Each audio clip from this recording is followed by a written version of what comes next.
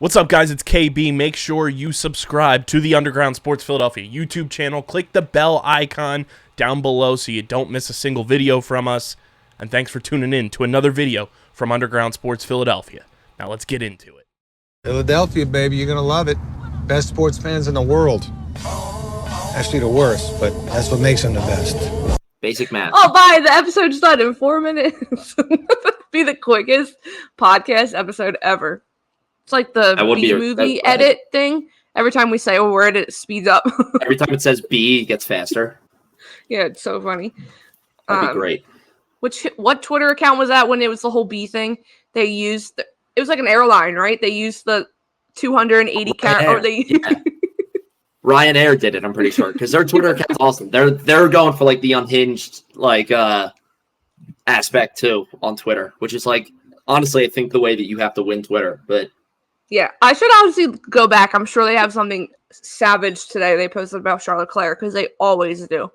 I'm sure they will. And Ferrari. But hello, everyone. Hello, friends. This is episode 64.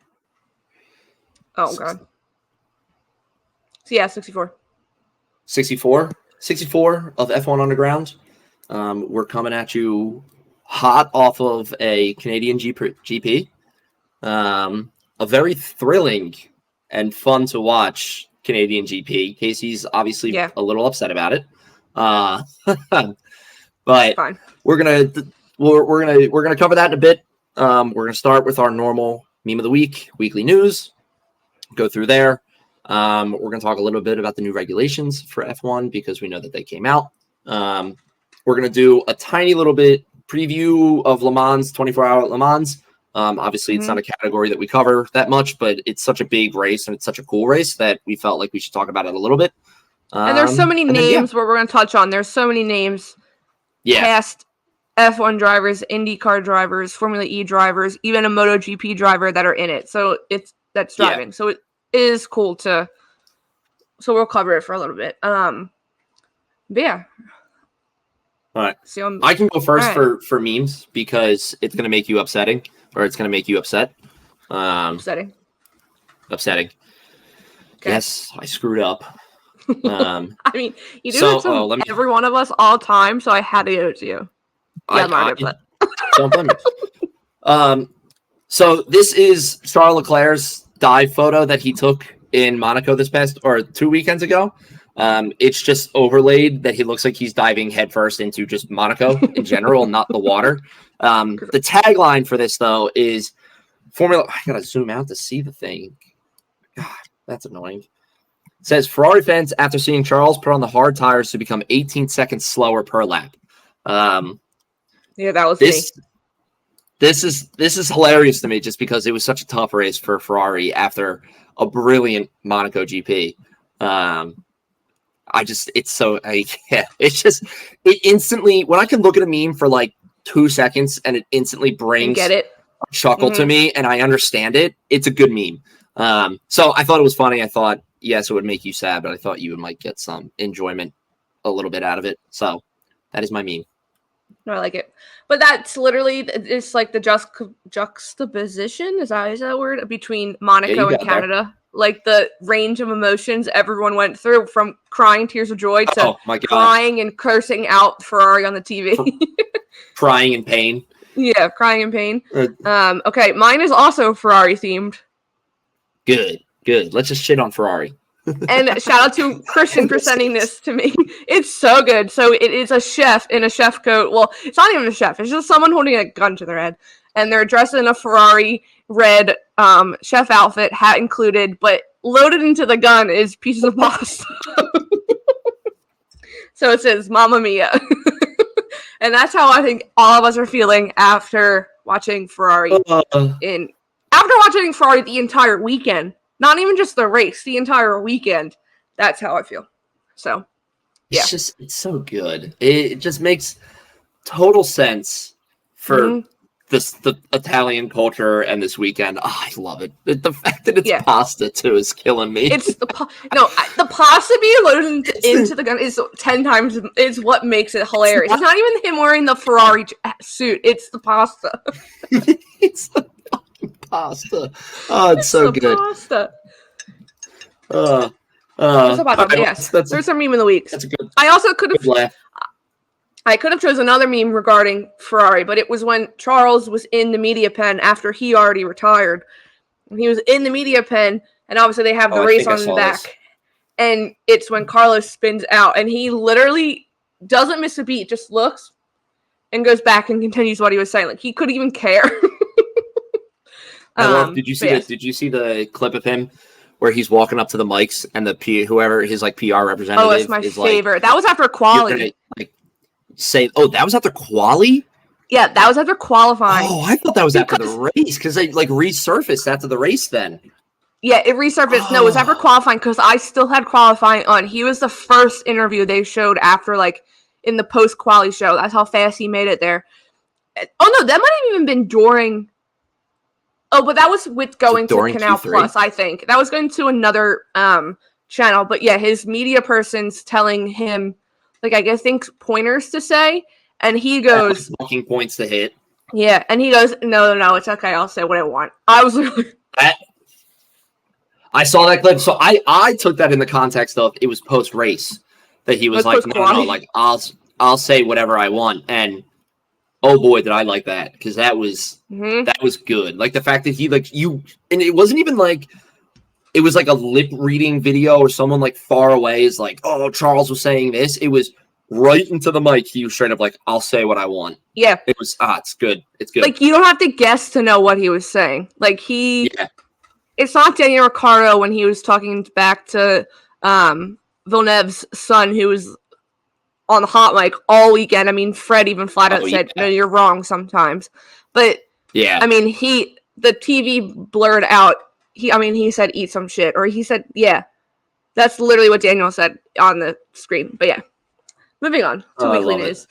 Before we get started, as always, the code is at the bottom of the screen. But our new... fun partnership with ipf1store.com. Please use the code. You can get 10% off. I posted a nice little video today because yesterday I actually looked like presentable, so I took a while talking. But as I said, you can get this cool little print on your desk or wall art. Owen's looking at the mug.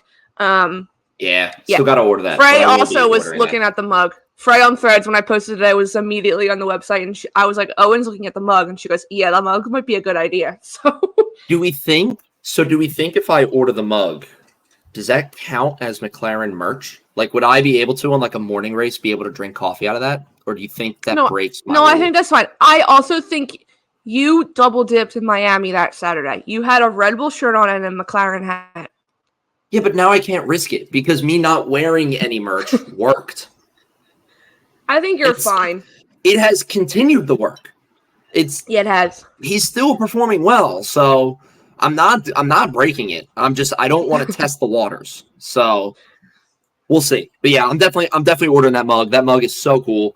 I've always wanted like some form of Formula One mug as well. Just because I have my comic book ones and my running ones and everything and my Flyers ones. So I definitely I want that mug. Too, so. Yeah, and you have to buy a glass from Human Robot. I do have to buy a glass from Human Robot. I'm wearing my sweatshirt today. I will be doing that. Sweatshirt's so cool. So nice. I said to the guy yesterday, I said, do you have the sweatshirt? I said, do you have that clothing over there? He goes, I said, do you have more sizes? He goes, it depends what it is. I said, the sweatshirt, the Pilsner one.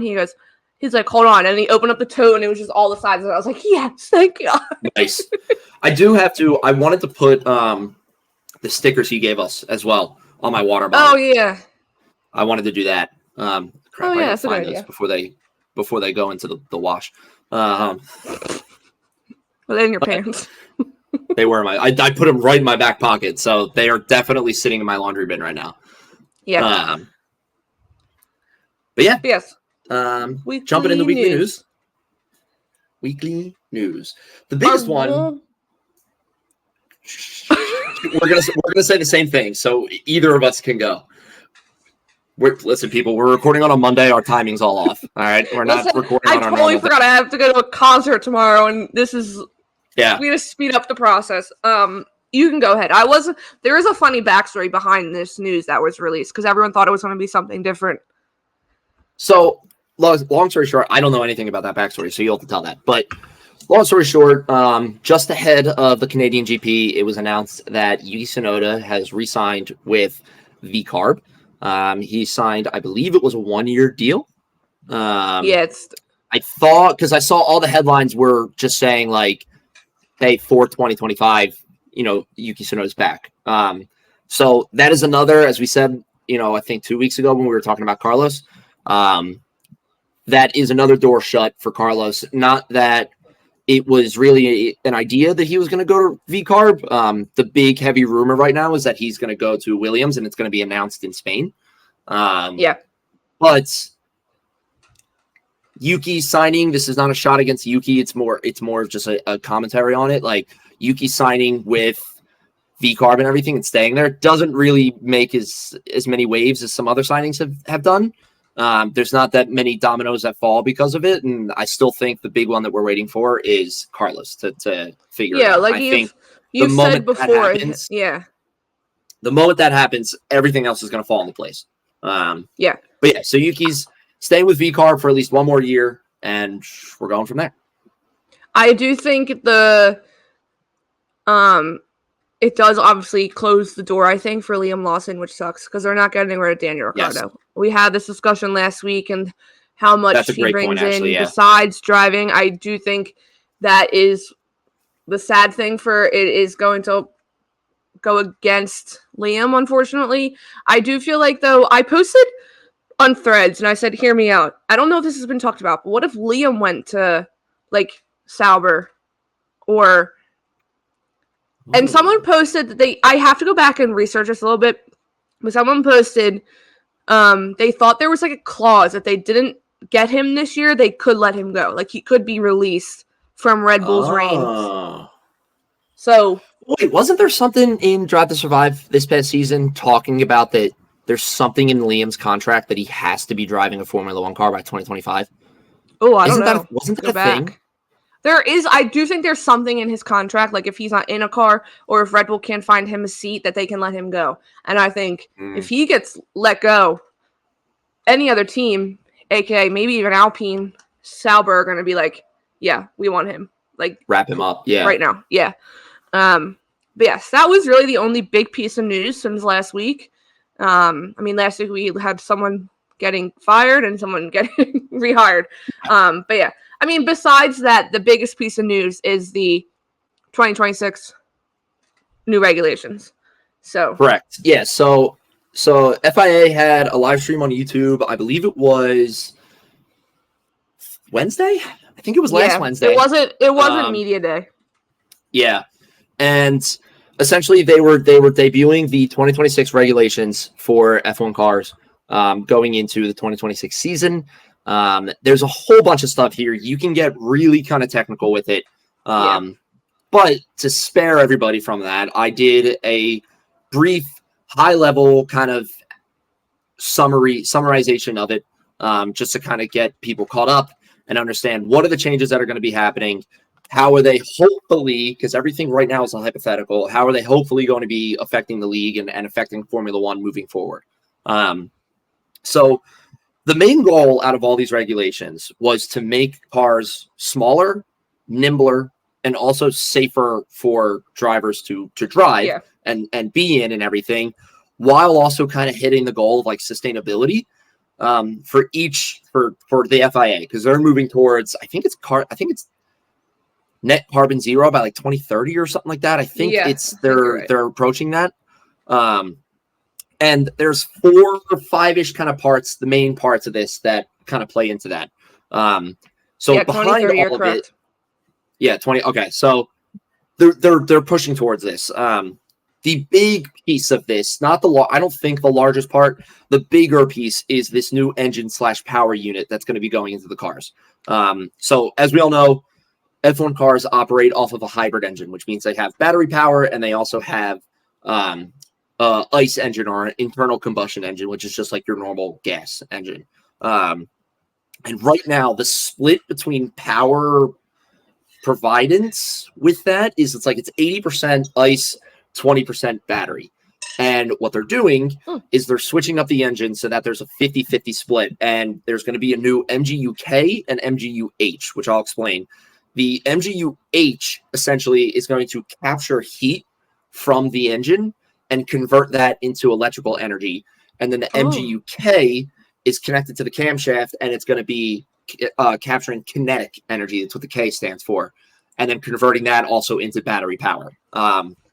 So like I said, that'll now cause the battery and the ICE engine, I know it's redundant to say ICE engine, but still ICE engine, to provide a 50-50 split, or like they said, like near 50-50 split. So I think the combustion engine is providing more of the power still, but I think in terms of the comparison to what we have now to what it will be in 2026, it's 50-50 essentially. So that's like the first part of it. The second part of it is DRS as we know it today is going bye-bye. And essentially how DRS works right now is when cars are going down the straight and they're within a second of a car in front of them, they can open the rear wing in the back, allowing for more air to pass through, thus causing less drag, thus increasing speed, and you can overtake the car in front of you. It was mainly meant as like a safety tool, just because it was like, hey, we want overtakes to be a little bit cleaner going into corners and whatnot, and allowing drivers for safer overtakes. But as we know it and understand it right now, it's going bye-bye. There's a similar thing coming, which I'll get to in a bit, but what is replacing it is something what we're kind of used to in like IndyCar or like Formula E, and that's what it's called push to pass. So when the F1 cars will reach a certain speed, the power provided from the battery, or like this, what you could say, access like how much speed of the car provided by the battery will trail off a bit. And it'll eventually become 100% combustion engine is providing all of the power for the car to get to that speed.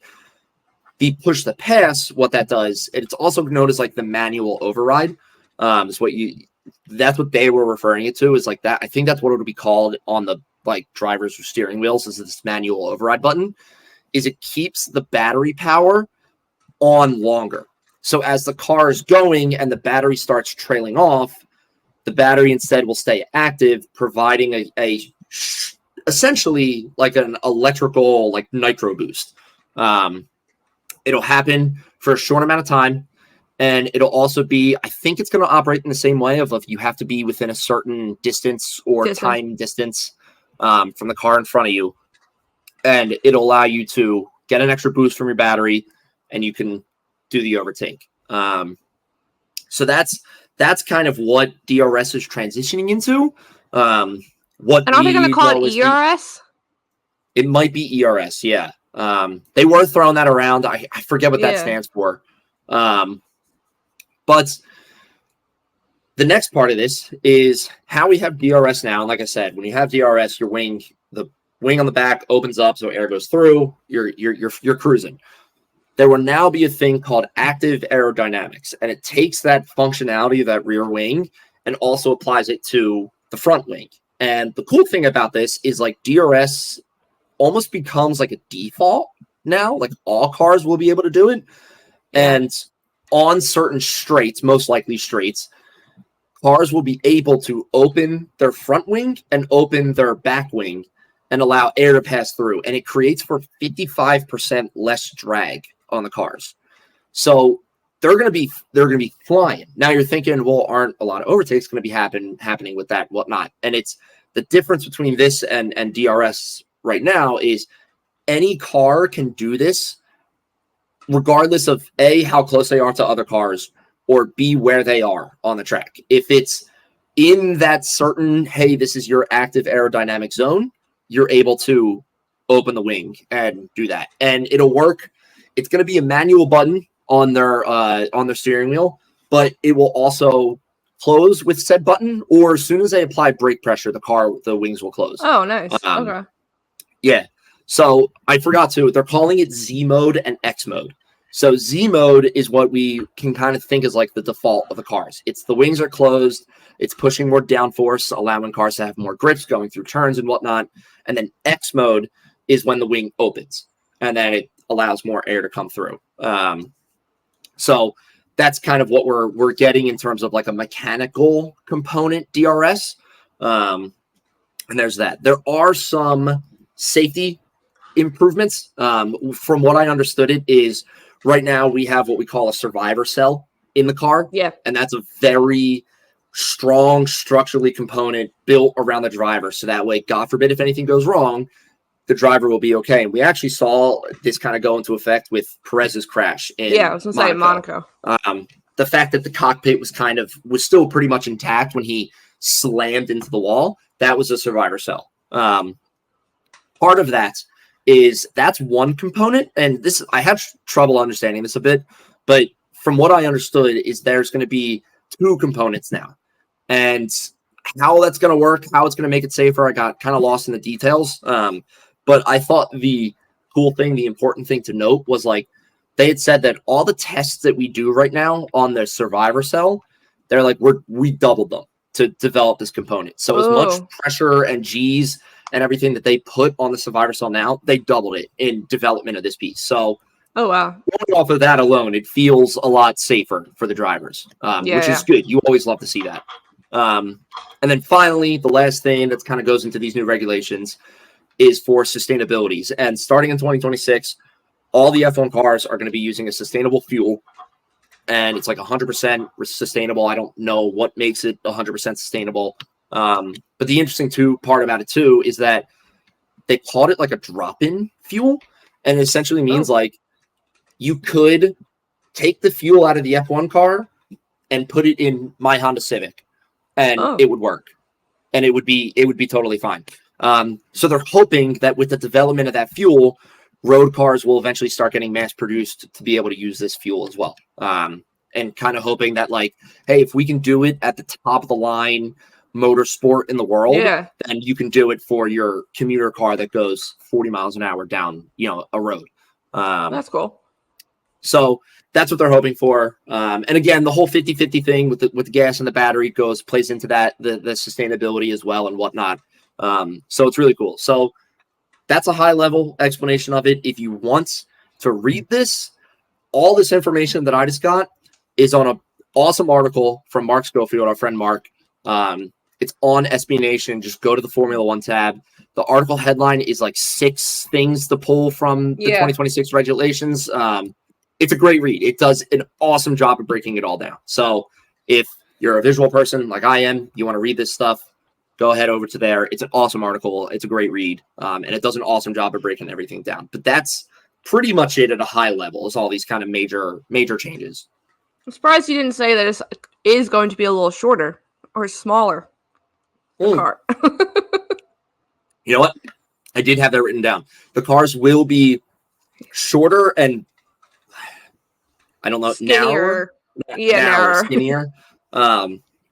So obviously one of the biggest things recently, especially with Monaco being so recent, is F1 cars over the years have just gotten like brutally big. Huge. Yeah. And I mean, we really got that put in perspective too when we saw the RB19 in DC. And it was, they're massive. So I mean, this even when like we saw the cars on track in Miami, it's it's not a major reduction, but it's something. So they're trying to make it a little bit better. But yeah, that's pretty much it. Like I said, that's starting again in 2026. So F1 cars, as you know them right now, their last year will be 2025, and then we'll get into this new style of car and whatnot. Well, and I even think I saw before we go on, I feel like they asked some people, and I swear it was something like Pierre said he hasn't been in this. Like some drivers, I think, have driven like the 2026 regs in the sim, but Pierre was like, I haven't, but he heard from different drivers, and I think it is going to be a lot more downforce and stuff. So some of the drivers have tested it out, and I mean, I feel like it's probably like Red Bull, Ferrari, Mercedes, and maybe McLaren that have driven. Yeah, it's probably the larger teams and everything, and the ones that have the capabilities and budgets maybe to run these tests and whatnot. So yeah, I think it's going to be. I saw a lot of people during the live stream. They were posting in the YouTube chat saying like, "This is so stupid." That was so funny. But it definitely gave off the vibe of like these people just aren't happy with anything. No, the best part was they would say like something new, and it was just like L's. Yeah, but then when it got to the safety part, people were like, okay. Yeah. You're like, they're like, yeah. You're keeping the drive safer? Okay, awesome. The other thing that I read too, and I'm just thinking about this now because we had talked about Roman Grosjean a little bit over the weekend. The component holding the fuel in the car is like 4 times as strong. Like the tank is like because 4 how times his as strong blew or something. Up. Yeah, so it's like some crazy stat where like they had made that so much stronger. Definitely not like a direct reaction to Roman Grosjean's, but that's got to be used as like a reference point to be like, hey, this won't happen anymore. So yeah, I thought that was cool. But yeah, I like it. I mean, this is going to be the first like major switch up that we've seen as like major fans and everything. So I'm definitely excited to see where it goes and what happens with it. No, it will be exciting, especially obviously we have a year, but like kind of puts everyone on the same foot going into that season. So like, like everyone's on an level playing field and stuff. So, and especially like the big question, wherever Newey goes, I feel like that's the team that's going to have a jump at the start. So, but yes, 2026 regs. Thanks for doing that because I watched the live stream and read like Mark's article and stuff, but I needed to hear it like again. So it makes much sense. It's definitely, you can get like super technical with it, and I think the live stream was being super technical with it as they should. I mean, they're the governing body. Yeah, like they should be the ones that know everything about it. But yeah, I mean, that's like the high level changes that I think most people will notice or be affected by. You know, so yeah. All right, thanks. Okay, Canada. Where to even begin? It was just flipping chaos from qualifying on. I mean, chaos from FP1 on, I feel like. I mean, it is Canada in June. So it's not even Canada in June. It's the Northeast in June.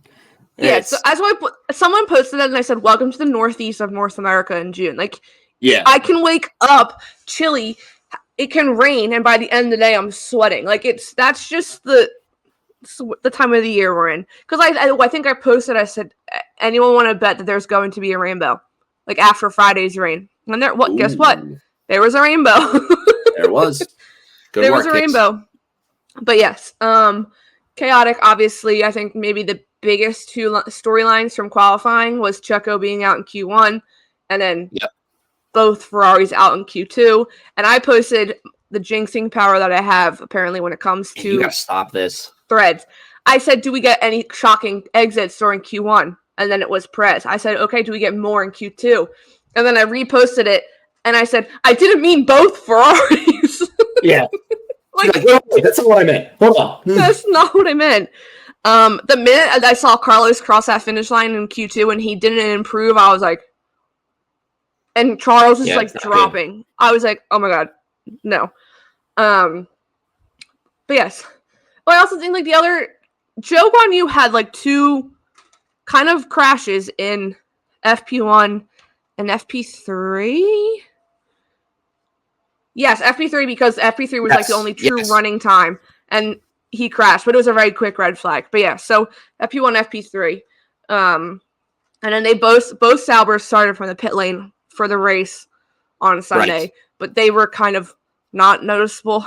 Paddock Passion posted like a buffering screen, like a black one that has like the wheel loading, and it was like loading Sauber's highlights on the race.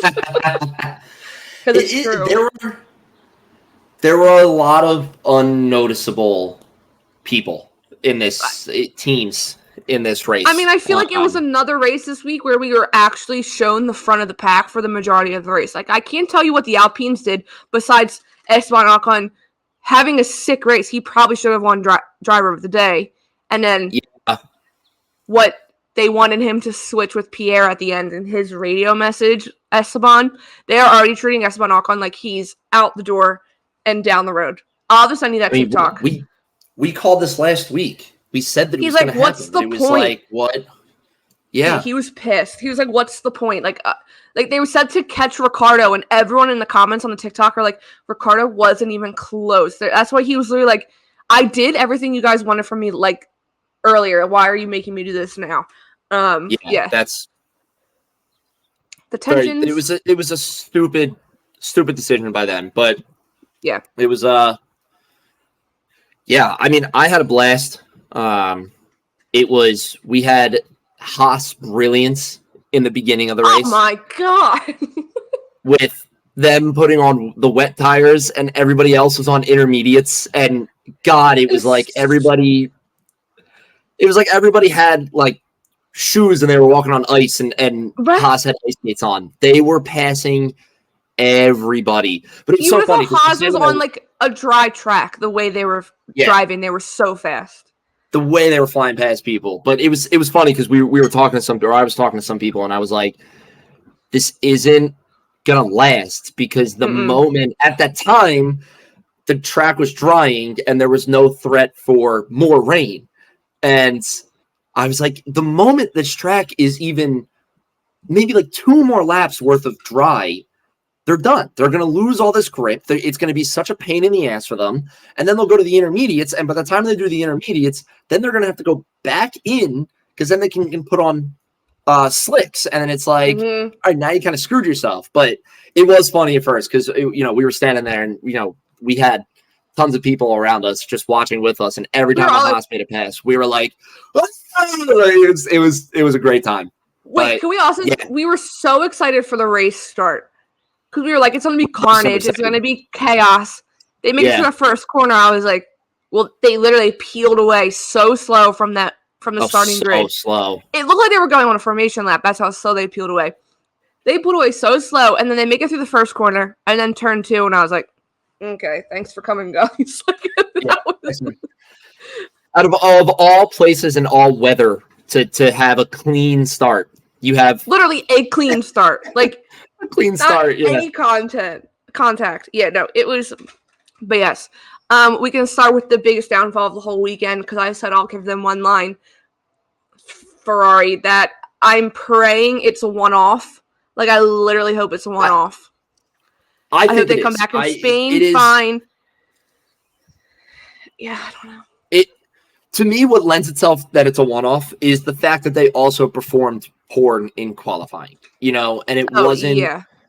It was kind of like, hey, this whole weekend we've been pretty shitty, and you know what? We're gonna kind of take that as it is. We're gonna go, and we're gonna move on to Spain and just kind of like wipe it clean, and go from there. It does suck points wise, but it does suck points wise. Charles going out first because he was having issues. I mean, I literally, at the watch party, I was screaming at the TV. I was like, just take him out. Like, it wasn't, I don't understand. People are saying that, I have to go back and watch his onboards and listen to his radios. People are saying Charles asked to put the hards on. But I also think they called him in to put the hard tires on, and then he sat there very long. Remember? Because they reset his engine. They had to restart the car, yeah. Yeah, and then apparently it fixed it, but he was still losing, like, 8/10 or something a lap. Like, he was not. Someone posted a video and someone said, here's the real-time gap between Joe and Charles, and it's painfully long. Bad. Yeah, I saw that. I saw that video too. When they finally brought him in and retired him, I was like, thank God, because he was already having engine issues. Why are you going to waste that engine's life? Like, just pull him in so you don't have to do a 10. Like, if we get to Spain next week and he has a 10-place grid penalty for taking an extra power unit element, I'm going to be like, you shouldn't have kept him in that long. It definitely, having the fact that he was having such issues, and I think the only reason they put him back out there for a little bit was because if there was a safety car, they tried the hard tire strategy. And I think they were going for the like massive 10-car undercut is what I think they were hoping for, because I think most of the field, if not all of them, were still on intermediates at the time. He was the only one on the hard tires. Right. So I think Ferrari had to have been thinking like, hey, we're gonna pull you in, even if it is Charles, right, that's calling it. Because I can imagine that the track of thinking is the same. Let's come in, let's put myself on hard tires. Because it was also what, lap 20, 25-ish?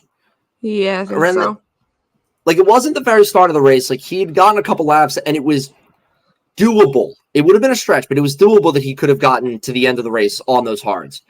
And I really wonder if he was like, get me in so that way when the entire field comes in and switches, I can maybe get back up in the point scoring. But yes, the fact that he went out there, they pulled him in, or he went in way too early.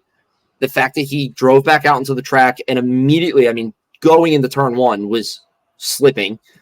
And it's just like, it was a dumb decision. And yes, I think maybe they could have called it a little bit earlier, but the fact that they called him in, I think was the right move. Is it very unfortunate to see it after such an, memorable and amazing weekend for him? Absolutely. But yeah. And then you have 20 laps later, Carlos spins out probably into his future teammate and takes out Alex Albon, also forcing them both to retire. So then you have both Williams out also from the race at that point because Logan Sargent already went out and caused the safety. Or did he cause the safety car? Yeah, he did. He caused the safety car. Yeah, like just seeing then Carlos going out, and he didn't even he just spun. Like he wasn't having issues. He just lost the car for a second. Yeah, he just spun. Bad weekend for them. The most devastating part of that crash to me was Alex, because it reminded me of Nico last week in Monaco, where when Perez and Mag went into each other, and Nico had that gap that he was like, I can make it, and he had collateral. As a viewer, he was like halfway through it, and you're like, oh my god, he did it. And then the moment you say that, he gets clipped and goes out. The same thing happens with Alex. I mean, Carlos spins onto the grass and look like he's going to still pull onto the grass, but then the traction fucks him up again, and he starts going backwards, and he backs right in, not his fault, he's spinning, but he backs right into Alex, and he just gets clipped and goes into the wall. And it's like, god damn it. Well, and especially after Alex, who easily has overtake of the year right now by double overtake of the year. Yeah. But don't ask me how many times I've watched that overtake because it's so pretty every single time. It's just the way it's like, okay, I'm gonna go for it on the outside, but then the way he squeezes in between to go on the inside and get around, but it's what the coolest part is, I feel like you can see the driving line because the track's drying up. So you can see that he leaves it to get in, and then once he does the double overtake, he gets right back. Yeah, no, he was on it. Alex was moving. That was the sick overtake. The knowledge of your car and the comfortability with your car, so in order to do that, is insane. And that's one of those moments where people who say the argument, and I'm part of this, of Alex Albon's a better driver than what he's given right now with the Williams and everything. 100%. More. That's the clip that people are going to use. That's to be like, he's a better driver. Here's my proof. And that's the one. If anyone ever says, so good. No, that's the one. If people are like, Alex is underrated, or Alex doesn't have anything, I don't think anyone's questioning his talents, but if people are, that's the one who can be like, no, the man is still, he could put him back in a top team car and he will deliver. I have a feeling. Yeah. It's such a good overtake. Yeah. And then to see him get taken out, it's just no. I felt worse for Alex than I did for Carlos because Alex was having such a good race and stuff. So also bad weekend for Williams because they both were out, so they both lost points. Well, they didn't get any points either. They did not get any points. No. And then we don't really need to talk about the other ones because I feel like they weren't. Well, okay, Aston Martin the entire weekend was pretty surprising. I know you didn't watch really anything, but they were at the top of the leaderboard for all practices, and then they both made it into Q3. Okay. I was like, what the hell did they put in this car? And everyone's like, maple syrup and the power of Canadian friendship. Because here's what even Lance Stroll. What's your thought? No, Lance looked good. Okay. I don't disagree with you there.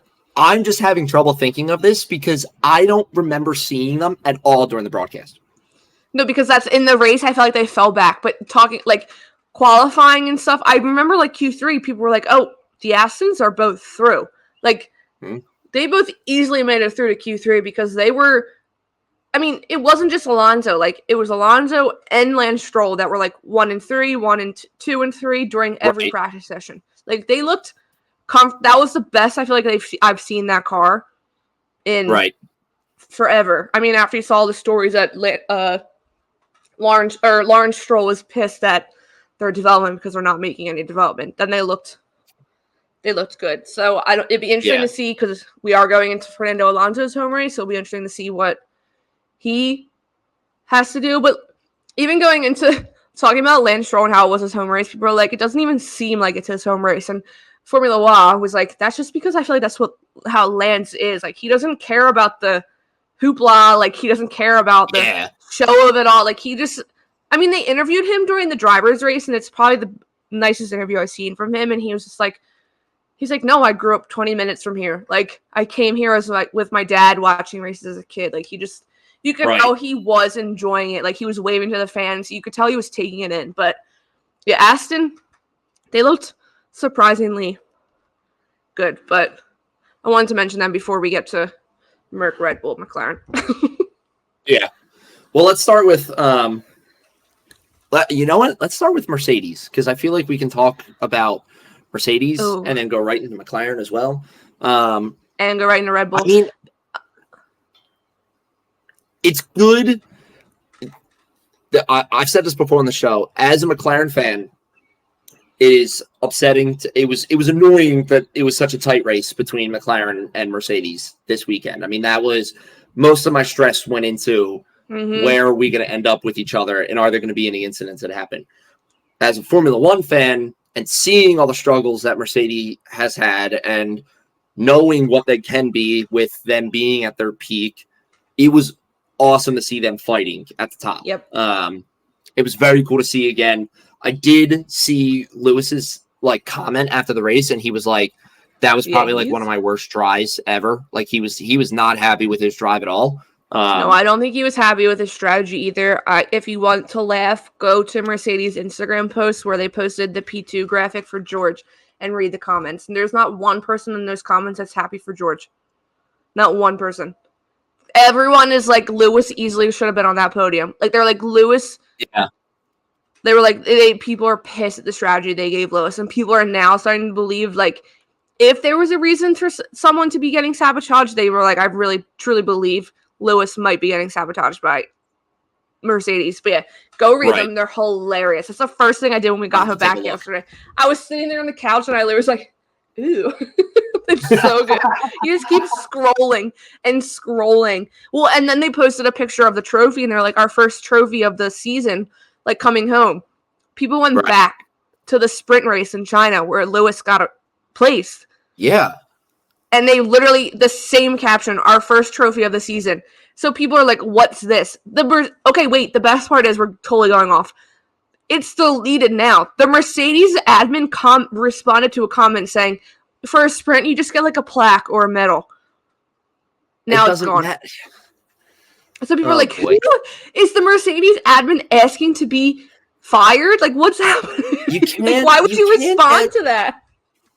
Listen, I'm sorry, you can't get technical about those details when you're struggling as a team this year, and the guy who's gotten you 7 world championship titles, the guy who's a trophy, and you're like screwing him over, basically, by like being like, look at our P2 trophy that we got. It's the first one of the season. And people are like, you guys won a fucking sprint race, or you guys podiumed in a fucking sprint race. Like, so people are like, I'm sorry. Someone in the comments is like, this just goes to show that so many of these people are Lewis fans, and when he leaves next year, no one's going to care about Mercedes. Oh, nobody. No. Ferrari stock is going to go.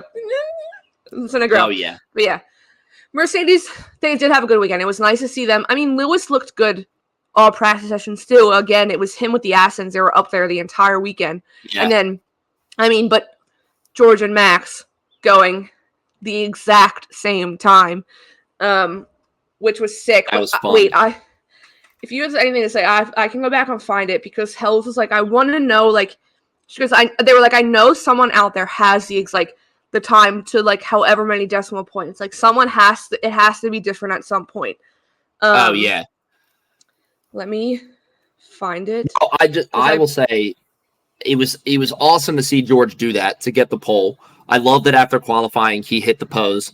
Oh yeah, That was funny. But no, I think it's a great weekend for Mercedes. I think it's something that they should look back on and be happy about and kind of remind themselves like, okay, hey, we can be here. We can fight with these top guys.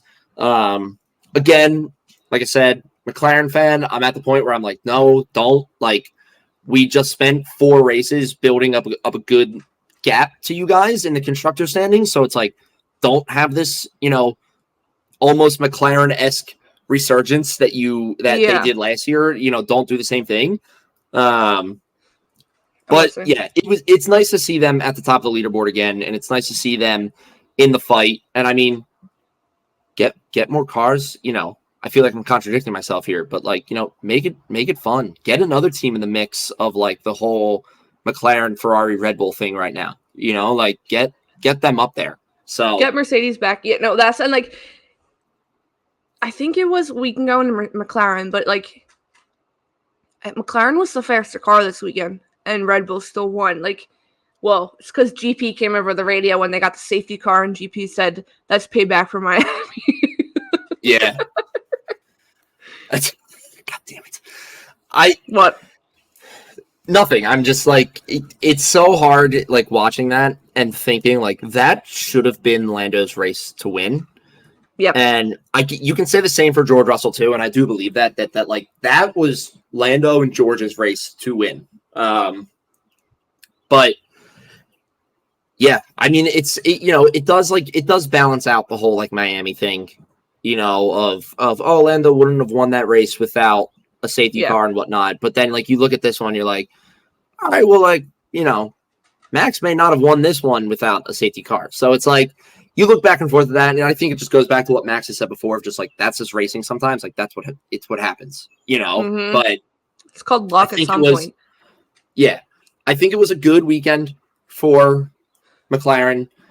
You made some fucking solid ground on Ferrari in terms of constructors and drivers. We'll go over that. I found that post from Red Bull. All right, go ahead. So someone posed Verstappen Russell set the exact same time. That's crazy. I have to give a shout out to the Red Bull admin on Threads. I feel like we're best friends at this point. I don't know if they feel the same way, but I hope they feel the same way. They've been very active lately. It's been funny. Yeah, the Red Bull admin is like best friends with everyone that uses like F1 threads. Not even F1 threads, like in their posts, but they respond to like the randomest things. It's so funny when you get like the notification, you're like, oh, hey Red Bull, like thanks for responding. Yeah. But yeah, so someone posted that and they responded saying it was, I guess, because I think it was like 1 minute or something. I can't remember exactly the time before. They just posted 1 minute 12 seconds flat. Okay, so it continues. So it says 4.361. That was, and they set the same time to 3 decimal places. So it was 4.36 for both of them? 361. It says, well, that says KM. So I don't know exactly what the KM is, but they said, and they set the same time to 3 decimal places. Wow. Well, still, I mean, regardless, like, the fact that you got a tie in this sport is wild to see. But yeah, even that, regardless if we're getting the number completely wrong, but the fact that they tie to that degree is wild. Well, and someone posted, well, no, not someone. Red Bull posted saying, fun fact, Max was like 25 days old the last time, like, the top 2 went the exact same time. Exact same time. It's so weird. That is so weird. Yeah. But yeah. That's wild. But yeah, you want to do McLaren before we go to Red Bull? Or we kind of talked about Lando. Yeah, I'm happy with how it turned out. Like I said, I think that was Lando and George's races to win. But again, same thing that happened in Miami, same thing that happened here. Like it's racing. It makes for damn good racing though. I'll say that. Mm-hmm. We haven't really like talked about it, but just having everybody in the watch party with us in that bar in Human Robot, like standing there watching that race with us, it was an awesome atmosphere. It was so much fun to watch. But yeah, I think it was George's and Lando's race to win. It didn't turn out that way. But I said I was very happy with the fact that it was it was a max win, but it was a max win that wasn't 20 seconds, and it was close. Yes. It was good. So I'm happy with it. I think McLaren did well.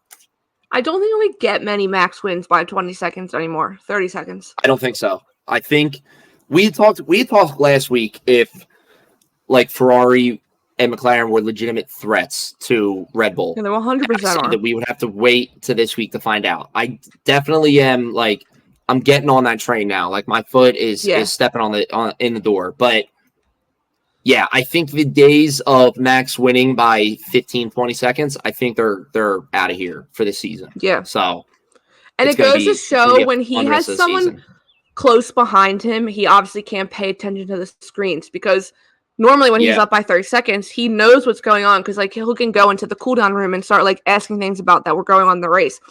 I think he said something to George and he was like, "Oh wait, you overtook him back?" Like he had no clue because I feel like he was actually paying attention to his race. He was racing.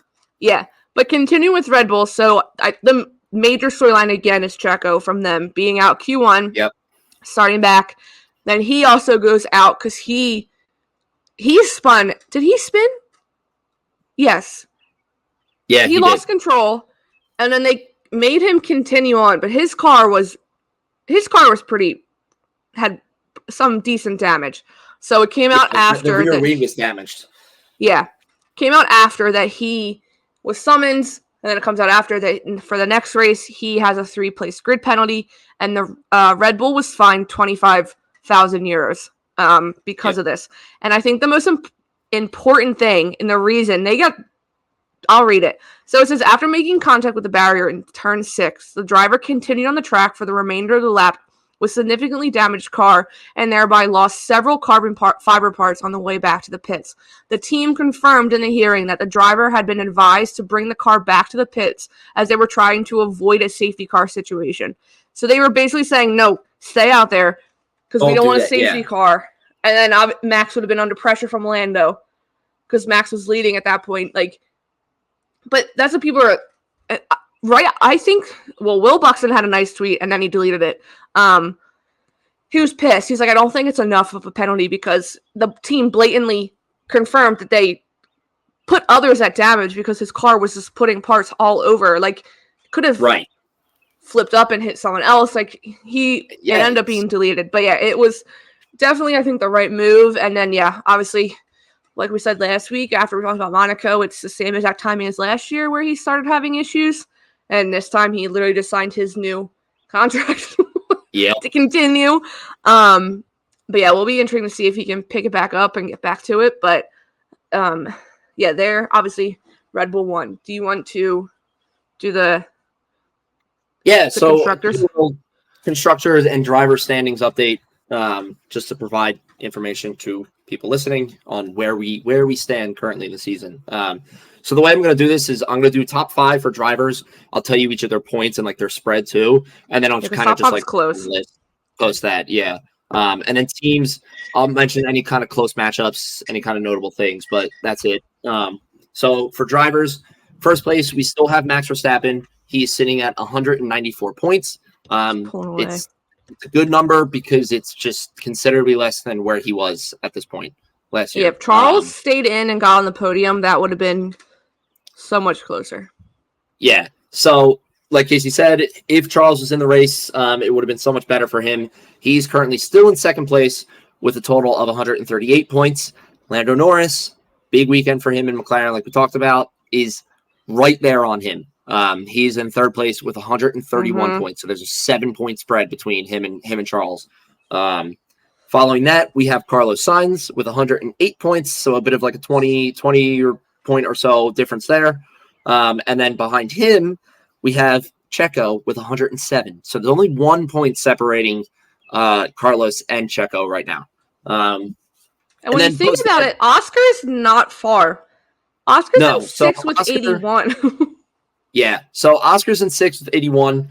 And the way that he's been driving lately, I would not be shocked if that gap closes, especially if Checo does start kind of struggling a little bit like he did last year. So then going through that, we then have George Russell, Lewis Hamilton. In 9th is Fernando Alonso. In 10th is Yuki Tsunoda. Lance Stroll, Daniel Ricciardo, Ollie Behrman, because he is technically in the driver's standings. I know. I love that he's still there. In 14th place, we have Nico Hulkenberg. 15th, Pierre Gasly. 16th, Alexander Albon. Ocon, Kevin Magnussen, Zhou Guanyu. 20th place, we have Valtteri Bottas. And then 21st place, we have Logan Sargent. The three guys at the bottom, so Zhou, Logan, and Valtteri, all have 0 points. So going for that, they'll be looking to kind of change that. But and I just realized I never went in. Sorry, before going teams, I just realized I never went into saying before with the Yuki thing. Everyone thought it was going to be Ollie's announcement because like journalists were talking about it, basically confirming that Ollie was going to Haas, and then Red Bull adds VCarb to their announcement channel and posts like the end of the 22 number, and everyone's like, "No, it's going to be Yuki," and then it was Yuki. Yeah, that makes sense. Yeah, but all right. So then jumping over to teams, I'll give points for all these guys because it kind of everybody's grouped at the top, and then it kind of sprays out at the end. First place, Red Bull, 301 points. Ferrari is in second place, 252 points. McLaren is in third place with 212 points. My mind is kind of shifting over to, can we catch Ferrari? Less now, can we keep this gap to Red Bull, to Mercedes? Well, Ferrari goes back to 2022. Ferrari, yeah, they can't. Yeah. Mercedes is in fourth place with 124 points, so they're almost 100 points out of McLaren. In fifth place, we have Aston Martin with 58. Sixth place is VCarb with 28. Seventh place is Haas with 7 points.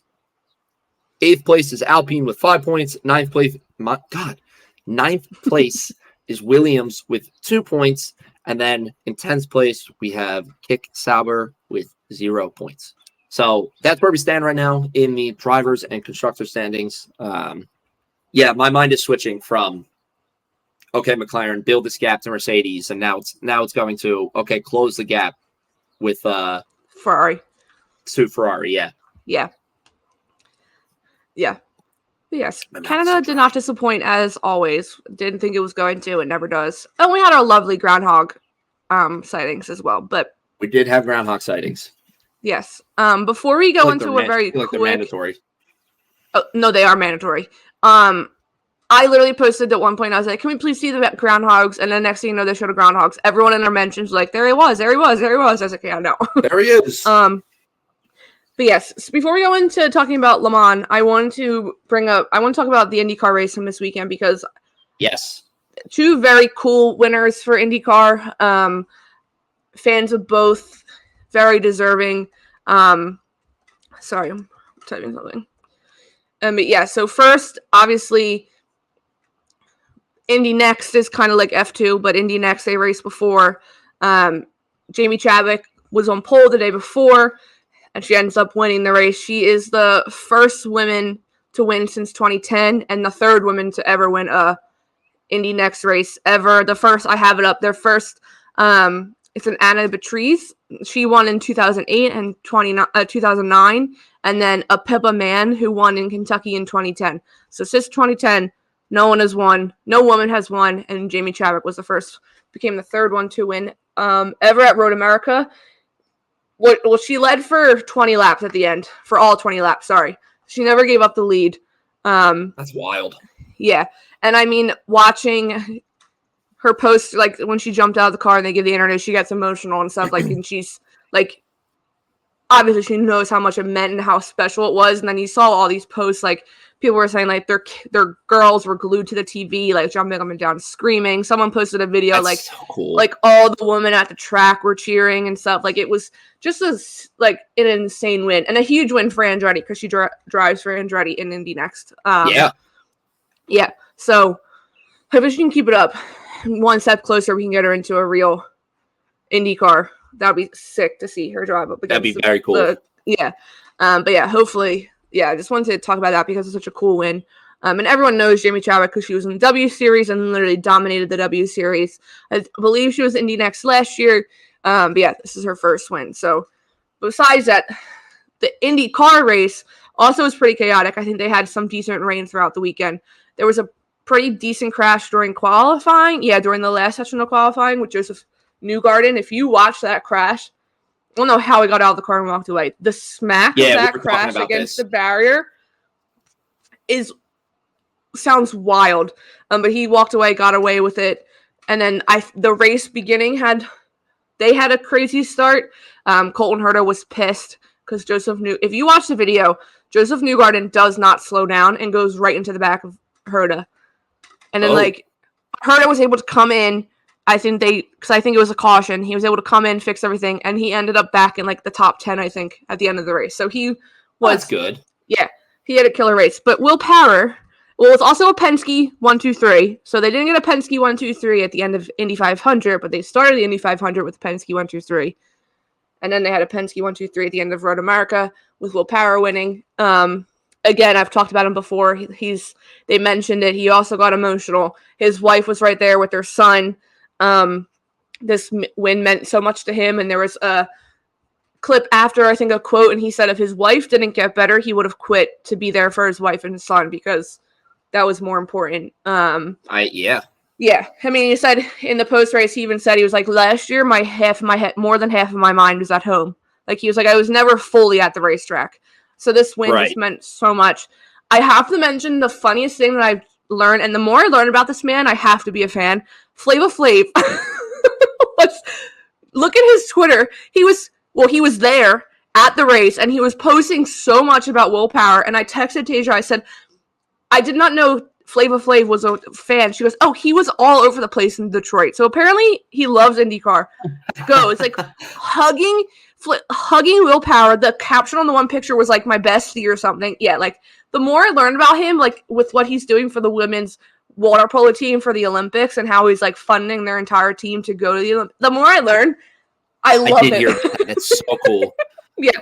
But yeah, big win for Will Power. And now I think he's leading the championship in points, which that is what is also exciting about IndyCar. Like, the championship leader can change every race. Like, last week it was Scott Dixon. It was Joseph Newgarden at one point. Like, it was Alex Palou. Yeah, it changes pretty quick. But yeah, I just wanted to bring up IndyCar because I don't think they have, well, no, this goes perfectly into the next. They don't have a race this weekend because it's Le Mans. Le Mans 24 hours of Le Mans. Maybe one of the crown jewels of the Triple Crown. Last year's winner was the Ferrari for the hypercar. That was a huge win. There is three classifications. It's hypercar, the LMP2, and then the LMGT3. The GT3, that's where the Aston Martin have a car. I think they're newer for GT3. Right. And the GT3, well, yeah, there's a Ford Mustang GT3. They kind of look like normal road cars almost.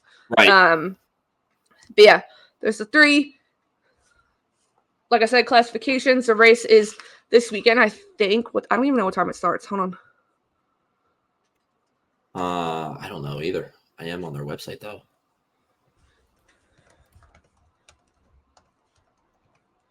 Sorry, I'm looking it up.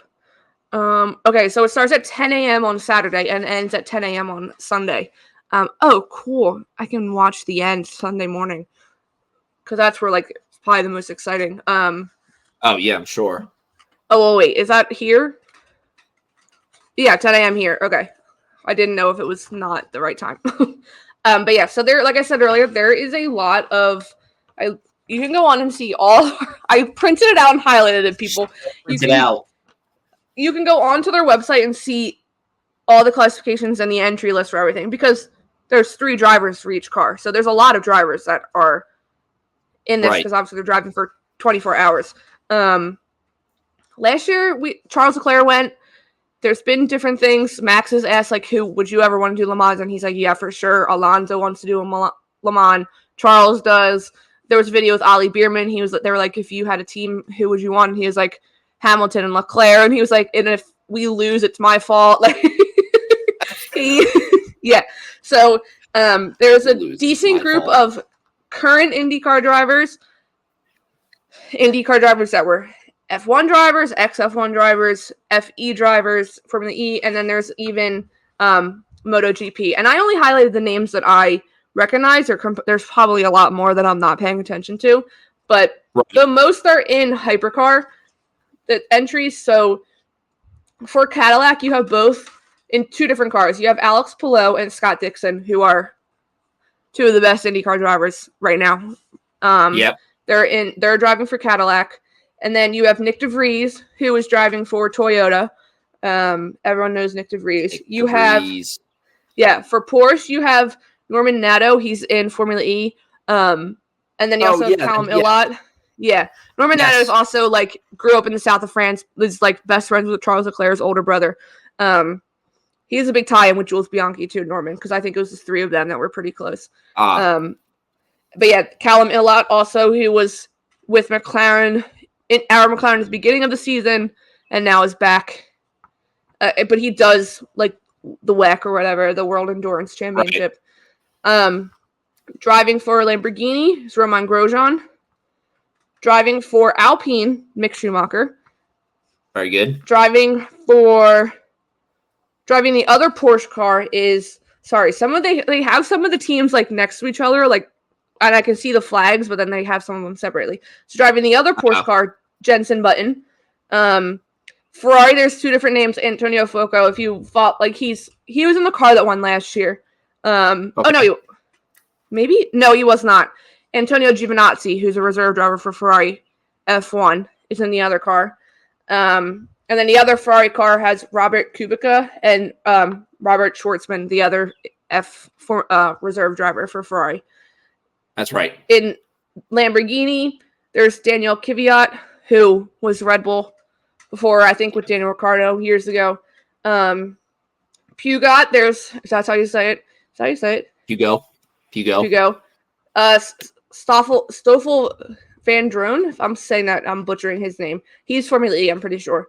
And Paul DiResta is also driving. And then in the other Cadillac is Philip Drogovic, who's Aston Martin's reserve driver. Yes. Yeah. So that's just hypercar. And there's literally maybe someone we know in every single car. So, and most of them are most of the people we know, like Alex Palou, Scott Dixon, Nick DeVries, Callum Ilott, Jenson Button, Antonio Giovinazzi, and Philip Drogovic, they're all driver 3. So like the other group is driver 1 or 2. So then in the LMP2, you're not going to know his name, but Nolan Siegel, he was Indy Next, and they actually just brought him up with that whole controversy with after the Indy 500 and the Juncos. It was like the online stuff. Their driver was like saying it wasn't happening, and meanwhile he was liking tweets. Yeah, so they put this kid Nolan should have been in the Indy 500. He missed it like by this just. That's it was sucked. He was pissed. So he's driving in the LMP2 with. Oh, I don't even know. Well, they're all with Great Britain. So I'll say that because they're all the same. Looks like they're all the same spec of car. Okay. And then Frederick Vesti is also driving in the LMP2. He's a Mercedes reserve driver. And then LMGT3, I didn't really know anyone except for Valentino Rossi. And the only reason why I know him because he's MotoGP. So he's the motorcycles, but he's going to be driving in Le Mans. So it just goes to show, like, cool. Yeah. That's cool. And he's a very good MotoGP driver. So I feel like it's very hard to give predictions. I'm not going to try and give predictions because we don't follow it enough. Yeah. But yeah, I just wanted to mention because like there's names that that you could easily follow along and turn it on. I think last year I was able to watch through Peacock, maybe. I can't remember. Like I'm definitely because it's not always on TV. I can. Right. I'm gonna look it up.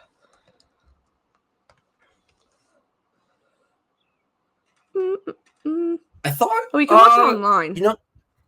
Yes, I think it's online. I also Christian was telling me that you can watch it on Max. I think they divvied up into a couple different broad options, but he was like they kind of just flow like one into another. So you can watch it on Max as well if anybody has that. Then we really are asking bad. Yeah. Okay. Oh no, it says Oh, yes. Well, this is saying for some of things, it's saying Discovery Plus, and I know that's on Max, isn't it? So Yeah. Yeah. Yeah, that's Max. Yeah, Max. So, yeah, you can watch it on Max, which, yeah. I do want to watch some of it because it is... I watched clips of it last year, and it is, like, especially at nighttime, just thinking about the fact that they're just driving for however long their stints are, is just around the same track. And especially at nighttime, you're like, well, it's like, how are you...